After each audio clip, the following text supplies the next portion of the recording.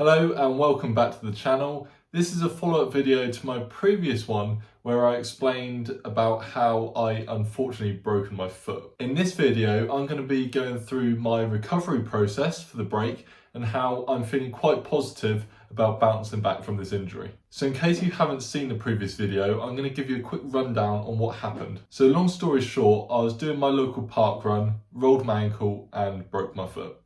I went to A&E straight after thinking or hoping it was just a sprain, but an x-ray showed that I'd actually broken my foot. I was obviously gutted at this news as it meant I'd have to withdraw from 2 of my races, one of them being my A race for all of 2022. Now, the first week of recovery I did find really hard. I haven't broken a bone before, so I didn't know what that felt like or what the recovery looked like. So the doctors provided me with a boot to wear.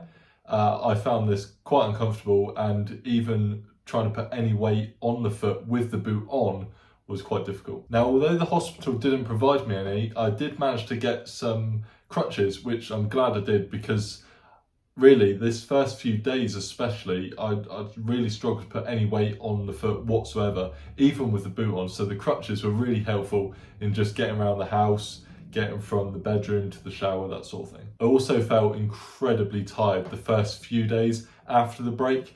I think on the Saturday night, so I broke it on the Saturday morning, Saturday night, I slept for about 10 hours. It just goes to show how my body needed that time of sleep to try and kickstart that recovery. Now, of course, my ankle and my foot was very bruised and swollen at this point.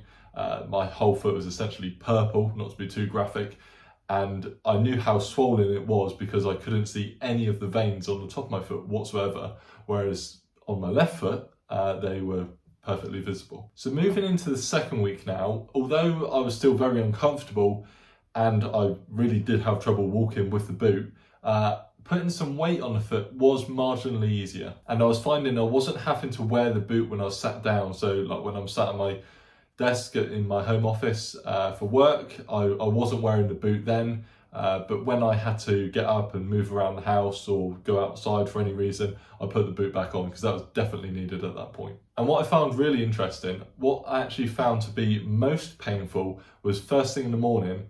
So when I was swinging my legs over the side of the bed to get out, the first, I'd say 2 to 3 minutes where the blood was rushing from my upper body or the big tops of my legs down to my foot, that was really painful actually, and I couldn't put any weight on it whatsoever for those first few minutes of the day. And at this point, I still needed help getting in and out of the shower just so I didn't slip.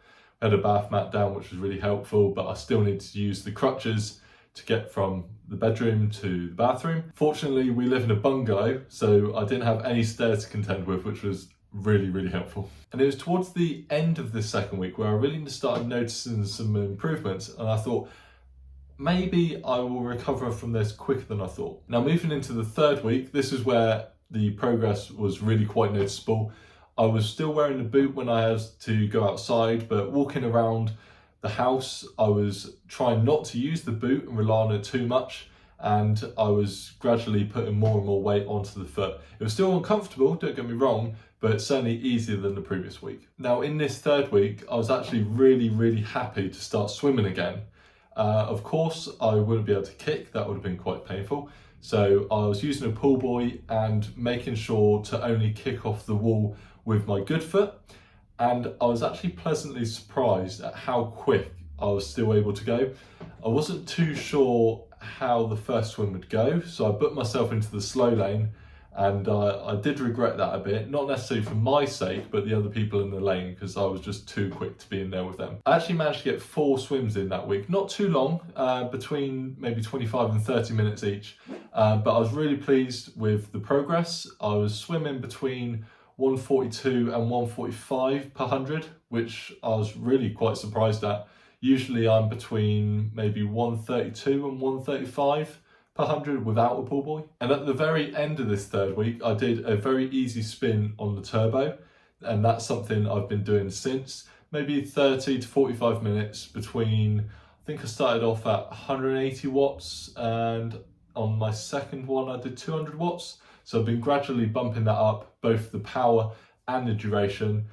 The Foot was a little bit uncomfortable in my cycling shoe. I tried not to do it up too tight, and it was one of those where it wasn't necessarily painful, but I certainly felt it a few times throughout the session. At the time of recording this, I think we're about 3.5 weeks into the recovery.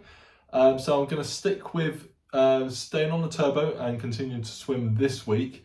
And then hopefully at the weekend, I'm going to get out on the bike, which I'm really looking forward to. I missed out on some decent weather here in the UK the last few weeks, so I'm really keen to get outside cycling again. Now, when I went to A&E, the doctors there said the recovery time would be between 4 and 6 weeks.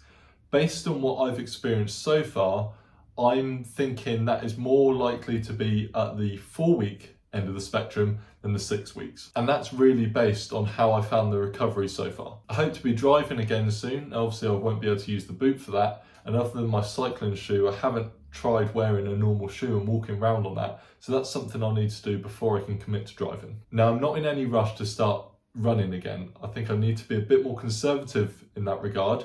I'm gonna probably leave that towards the more 6-week mark.